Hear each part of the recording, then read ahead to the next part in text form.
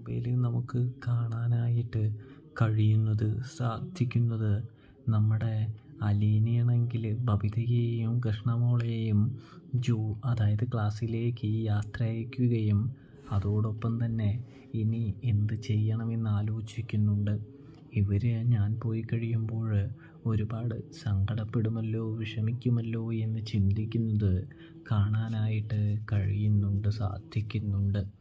ഇതിലെല്ലാം പുറമെ നമ്മുടെ ബാലചന്ദ്രൻ, ഗോവർദ്ധൻ, സ്റ്റാൻലി ഇവരെല്ലാവരുടെയും സംസാരവും വർത്തമാനവും നമുക്ക് കാണാൻ കഴിയുന്നുണ്ട്.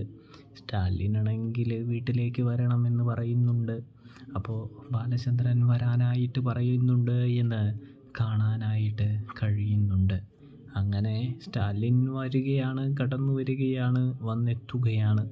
അലീനയെ മുഖാമുഖം കാണുകയാണ് എന്ന് കാണാനായിട്ട് കഴിയും.